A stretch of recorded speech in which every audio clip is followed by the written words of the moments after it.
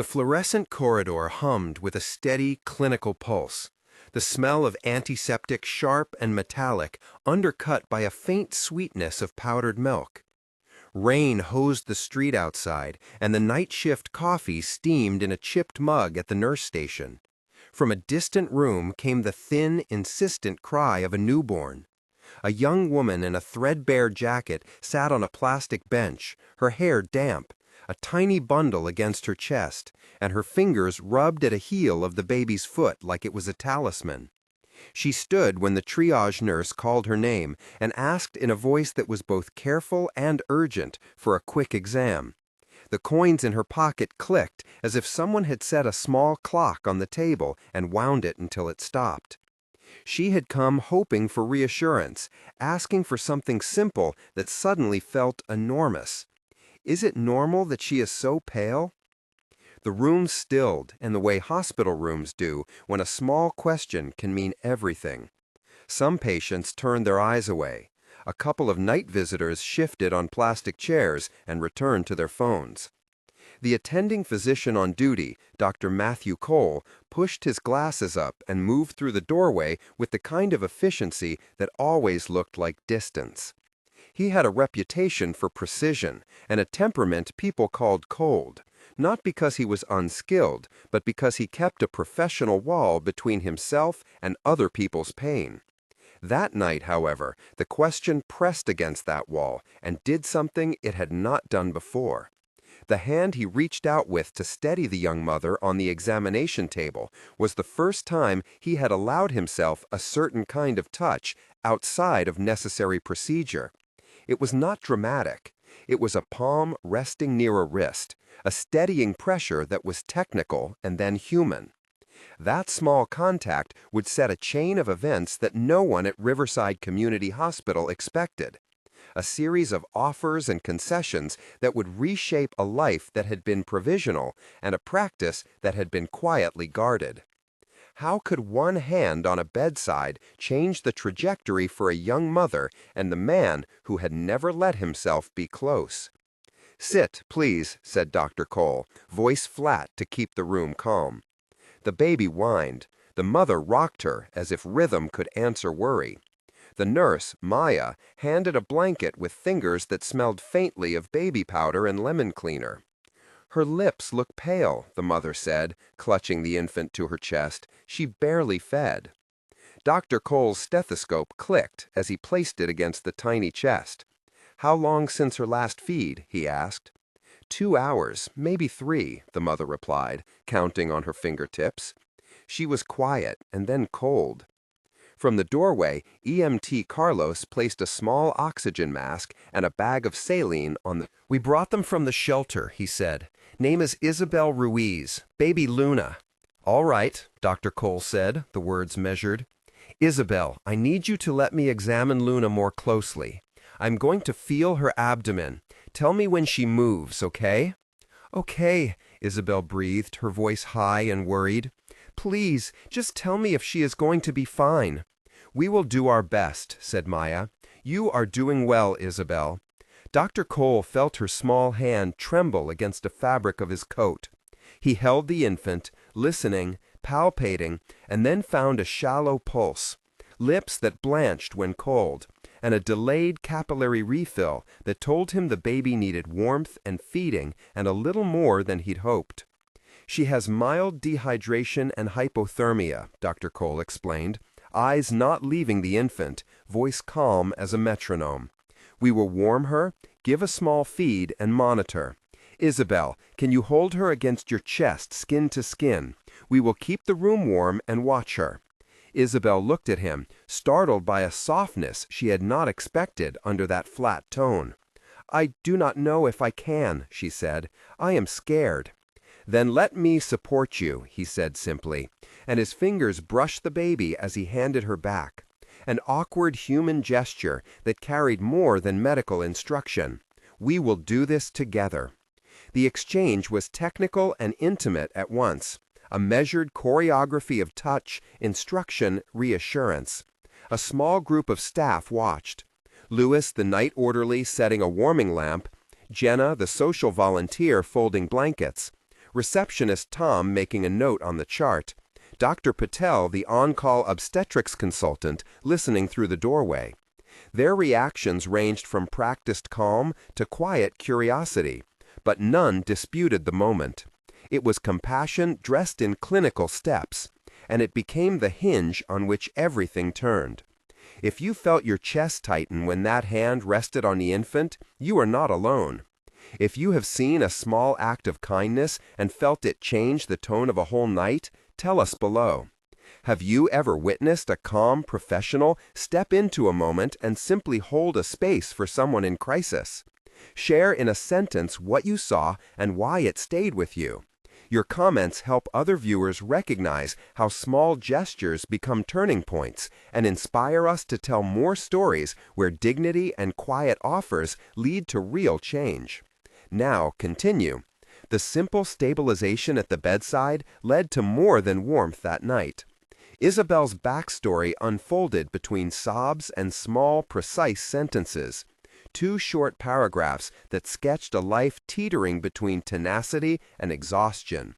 She was 18, born in a small town 2 hours away, the eldest of 3 who had learned to cook and clean as if those tasks were keys to holding a family together. She had a high school diploma, she had earned late-by-night classes after working shifts at a supermarket, and then, 8 months earlier, she found out she was pregnant. The baby's father had left when he heard the news. He called sporadically and sometimes not at all. Isabel moved into the local youth shelter when her rent money ran out, carrying the baby things some neighbors had given her in a battered tote. She juggled medical appointments and odd jobs. She was proud in a quiet way and ashamed in a louder one. Her mother, Maria, lived 3 towns over and could not always take time off. And Isabel had turned down offers of social housing because she worried about being judged as a young mother. Her knowledge of infant care came from books and a single brochure from the clinic. The rest came from instinct. That night, Luna's pallor unstitched a seam in that fragile confidence. The way she spoke about the baby's feedings, the lists of shifts she could not miss, the voucher for a daycare slot that had expired, all of it painted a picture of someone trying to make stability provisional into something lasting. Names surfaced around her like a small constellation. Social worker Anna, who had helped her register for benefits, friend Jenna, who had lent a breast pump, Louis, who had once joked about being an uncle to every baby at the shelter. They were ordinary people who had placed small bets on Isabel's perseverance. The gesture at the bedside rippled into a set of quiet actions the next hours. Dr. Cole ordered a warming bed, requested a lactation consult, and asked the on-call pediatrician to observe for a 12-hour period. Nurse Maya filled forms while Tom updated the admission log and Carlos checked the ambulance records. There was a folded note tucked into the tote, a slip from the shelter manager that mentioned a provisional job referral and a notice of a daycare application pending. Dr. Cole read the note and then wrote his initials and a short instruction to keep the baby with her unless there was clear danger. He did not announce this decision, he simply set it in motion by speaking softly to the team. Keep them rooming in, arrange a lactation session, call social work. The room smelled of warm wool and warmed formula and a hint of antiseptic as the staff moved like a well-tuned ensemble. The technical step of triage and neonatal evaluation was straightforward. Measure temperature, weight, heart rate, oxygen saturation, capillary refill time, and a basic glucose check to exclude hypoglycemia. In essence, it was a rapid protocol to find immediate risks and act. For Isabel, the actions read as courtesy and as care. For Dr. Cole, they were the professional scaffolding that allowed a more delicate human moment to exist. A small white card with the words Young Mothers Program lay on the clipboard, and Dr. Patel made a discreet phone call to the program director. The seed of a larger help had been planted without fanfare. Days later, an offer arrived that felt like the first plank in a new floor. The hospital ran a pilot program that combined certified lactation consults, provisional daycare slots for shift-based work, and an apprenticeship placement in hospital administration for young parents. Dr. Emma Harris, director of the program, sat behind a tidy desk and asked Isabel to tell her story, while Matthew sat quietly nearby, more present than he had been at first. The interview room smelled of tea and paper, and the program brochure that promised training certificates and a signed letter for resumes. Isabel was nervous. Her hands smoothed the fabric of her skirt as if smoothing it could make the future less wrinkled. "We can offer you a guaranteed daycare spot twice a week during your apprenticeship and a stipend for your commute," Emma said. "There is a small interview for the apprenticeship. It is an administrative trainee role, part-time, with mentoring." "I do not have a resume," Isabel admitted. "I have a note from the shelter and some work references from the supermarket." Emma smiled and reached for a pen. "Bring anything you have. We can help with the resume. The interview is more about reliability and learning than fancy experience. Are you willing to commit one afternoon a week to training?" "Yes," Isabel said, and the single word carried more than it seemed. Dr. Cole watched her and, in a moment of uncharacteristic frankness, offered to help practice interview questions with her in the coffee room. It was a small educational gesture and a larger vote of confidence.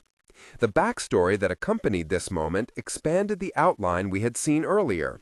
Isabel had lost a father at 12 and taken responsibility for younger siblings. She had left school briefly to care for them and then returned, learning late the rhythms of interviews and cover letters. She had an ability to learn quickly and a steady hand with paperwork. The program would build on that, offering a certificate in healthcare administration and a provisional job interview at the hospital after successful completion. Names moved through the scene like little flags of support. Emma, the director, organizing training. Anna, the social worker, promising to complete paperwork. Jenna, promising to cover a night shift. Louis, offering transport help. The coming weeks were a montage of routines and small victories that looked ordinary and felt enormous. Isabel attended morning sessions where she learned to file charts and use basic hospital software. She practiced answering phones and delivering forms in a way that made her newly proud of precise sentences. The hospital's daycare, run by a woman named Rachel who smelled of cinnamon and kindness, took little Luna 3 days a week. Each morning the corridor hummed with the smell of brewed coffee and warmed milk. Dr. Cole came by in the early hours when administrative schedules were quieter and observed Isabel as she learned to staple and sort, offering a nod and a single piece of feedback. Keep the files chronological. Little rituals knitted into a routine that had been absent before. A lunch shared with Nurse Maya and Luis where someone brought a slice of cake. A volunteer meeting where Jenna would hold Luna while Isabel completed a training module. A note from Tom that said the hospital appreciated her punctuality. In the office, the lighting was softer, paper edges smoother, the clicking of keyboards like a new kind of music. The community around her showed practical support, and the language of dignity entered the days. "We will find a stable schedule," Emma would say. "We are offering support, not charity." The vocabulary of change became real in small ways. Paycheck stub at the end of the first month. An official certificate delivered with a stamped envelope. A daycare slip reminding of pickup times. An offer letter that read provisional but steady. Sensory details registered. The guarded clack of heels in the admin corridor. The rustle of training manuals. The warmth of a tea mug held between chilled hands. For Dr. Cole, the routine was different. He watched these small human processes return to someone and felt the satisfaction of systems working to restore normalcy. He also felt something else, quieter and surprising, when Isabel would look up and say, "Thank you," with a look that implied far more than gratitude. As the months progressed, a subtle tension developed, not dramatic but insistently human. Gratitude for Isabel's new stability began to tangle with a sense of pride she guarded fiercely. She worried that accepting help would be read as weakness. In the break room, a colleague, Mark from Records, made an offhand comment about fast promotions and lucky breaks that touched a raw nerve. A neighbor at the shelter asked if she preferred the job because Dr. Cole had shown her kindness, and Isabel bristled at the thought of favors. Once, at the daycare pickup, an elderly volunteer named Paula suggested later that Isabel owed a lot to the doctor and the hospital, and that she should be more humble. The thing was, Isabel did not see the help as charity she owed. She saw it as an opportunity she had worked for and wanted to own. One afternoon, a misunderstanding escalated into a tense exchange in the corridor, the kind of scene that could undo months of patient dignity if not handled with care. "You do not have to accept anything you are not comfortable with," said Dr. Cole, attempting to step into the space he had long avoided. "I know you value your independence." "I do not want to be on display," Isabel shot back. "I am here to work, not to be a case study." "We are not showcasing you," replied Emma, calm and firm. "We are offering structures that allow parents to work and keep their children cared for." "But people talk," Isabel said, voice low. "They say I got a job because someone felt sorry for me." "Then let us make your work the evidence," Lewis interjected, steady and practical. "Let the time cards and the feedback form tell the story, not gossip." The exchange rippled through the staff room and required multiple dialogues to settle, with 8 exchanges across nurses, program directors, and Isabel, each small line moving the scene from accusation to accountability. Tension here was not about villainy, but about dignity preserved against the subtle pressure of social narrative. It required patience, explanation, and the repeated assertion that support was scaffold, not surrender. A greater confrontation arrived in a quieter, more private form months later when Isabel observed Dr. Cole in a conversation with Dr. Patel about his involvement with the Young Mothers program.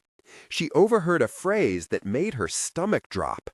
"He tends to keep an emotional distance. It is unusual for him to linger over non-technical matters." Isabel had assumed his gestures were simply professional kindness. Suddenly, she wondered if she had been a curiosity. The fracture required a direct talk. They met in a small on-call room where the light was low and the kettle hissed on a tiny stove.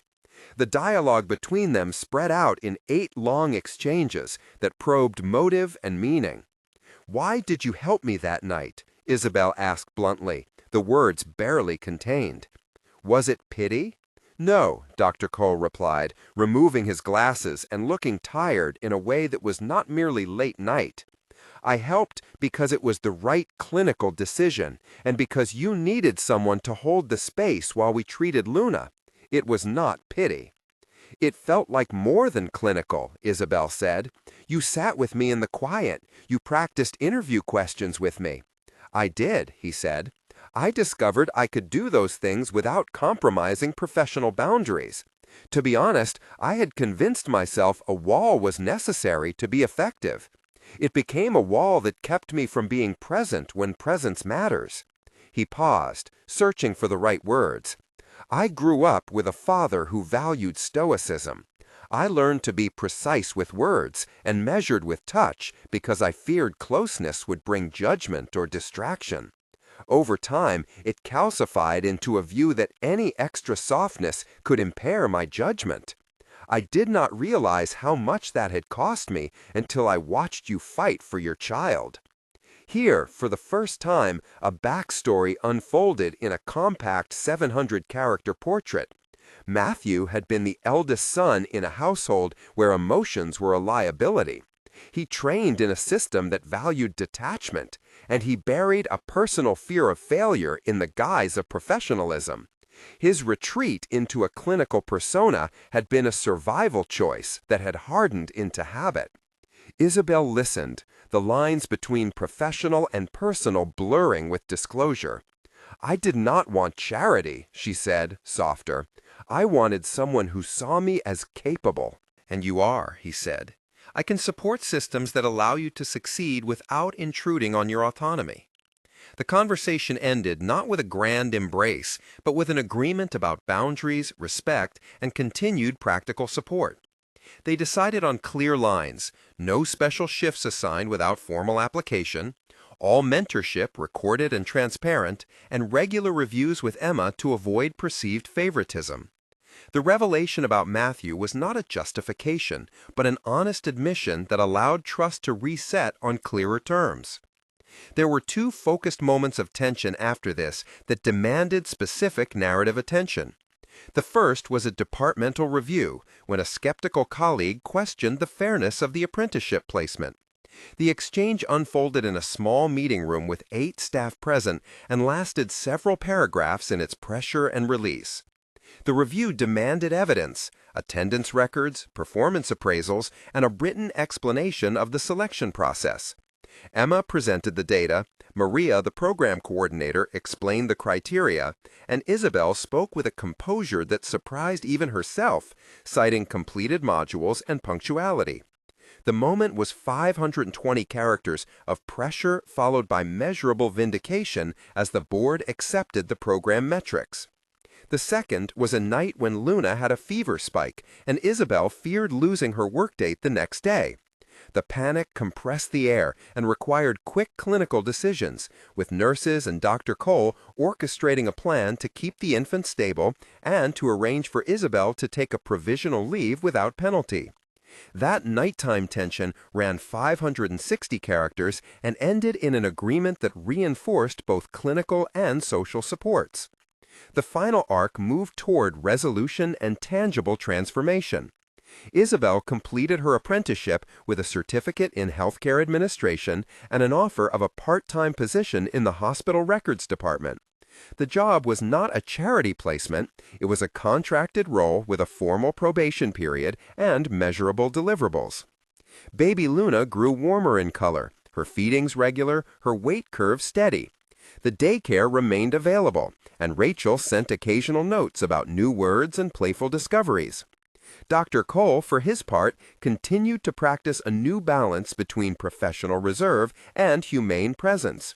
He took a course in patient-centered communication, supervised by Dr. Patel, and spoke at a staff meeting about the value of combining clinical rigor with respect. The hospital as an institution learned to tighten protocols around support programs to prevent perception of favoritism while amplifying transparent metrics of performance. Names that had been peripheral became central: Anna, the social worker who filed paperwork that unlocked benefits; Jenna, the volunteer who babysat when Isabel had exams; Luis, who drove her to the interview; Emma, who wrote the training modules; Rachel, the daycare supervisor who taught Luna to clap. The community around them created a latticework of practical help and mutual respect. 1 month after that first night, Isabel had a temporary schedule and a small but regular paycheck. The sensory landscape had shifted to include the smooth rhythm of early morning traffic as she walked to the hospital, the smell of the daycare where Luna learned to recognize her face, the comfort of a printed training manual with her name on the cover. She kept a small notebook where she wrote timesheets and notes about forms she was learning to file. The notebook smelled faintly of ink and hope. Luis and Jenna celebrated her first completed month with a small cake and a card that said simply, "Keep going." She had a provisional daycare slot 2 days a week and a flexible plan for emergencies. The word stability began to feel less like a promise and more like a process. She wrote to her mother more often and received a folded letter in return that smelled of lavender and said, "We are proud." The community had shifted from being a net to being scaffolding. 3 months in, Isabel had completed the certification and received an employment letter that formalized her role as records assistant. The paycheck increased in a modest but meaningful way, and she had begun to save a small amount each month. Luna had gained weight, had a new giggle, and a favorite spot on Rachel's shoulder. Isabel's routine now included a weekly mentoring hour with Emma and a scheduled review that kept everything transparent. The hospital reported improved metrics for the Young Mothers program and began to publish anonymized success stories to encourage funders. Dr. Cole presented at a small symposium about integrating compassion into clinical workflows, emphasizing measurable outcomes alongside dignity. He was still reserved in some ways, but had learned to sit with discomfort and not turn it into coldness. People noticed that he would sometimes pause at the nursery door and observe with restrained, almost private warmth. 6 months later, the transformation had a public and private face. Isabel had enough saved for a small deposit on a room in a shared apartment, and her application for a larger daycare spot had been approved. She received a letter from the hospital acknowledging her completion of the apprenticeship and offering an ongoing part-time contract. Luna had a favorite stuffed rabbit and pronounced the word mama in a way that made Isabel both laugh and cry. The community network around them had grown. Paula from the shelter visited with home-sewn blankets, Mark from Records offered tips on career advancement, and Dr. Patel wrote a recommendation that Isabel could use for future employment. Dr. Cole continued to refine his approach and had instituted a monthly debrief for staff who worked with vulnerable populations to prevent burnout and to encourage humane practices. The ripple effect was visible in small ways: a receptionist who greeted young parents with a pamphlet, a volunteer who offered to translate forms, a neighbor who watched Luna while Isabel attended an evening class. The final paragraph of the story is a small catalog of names that mattered and institutions that made promises real. Anna, social worker who secured benefits; Emma, the director who designed the apprenticeship; Rachel, the daycare supervisor; Luis, the driver; Jenna, the friend; Tom, the receptionist who always found a smile. Isabel, when asked months later what changed, said, "I do not feel invisible. I learned that asking for help is not the same as giving up." Dr. Cole, when asked what he learned, said simply, "Compassion and respect are clinical tools as much as they are moral ones." The closure is both practical and tender: a job contract, a daycare slot, a tiny apartment, and a daily routine that replaced provisional with steady. If this story touched you, consider subscribing to hear more accounts of quiet transformations where systems and people work together to restore dignity. These stories show concrete outcomes and the names of those who made them possible, so you can see that small acts become structural change. Remember that compassion practiced with respect creates the kind of stability that lasts. A single hand on a bedside did more than warm a child that night. It opened a door to a life that could be rebuilt with dignity and steady steps.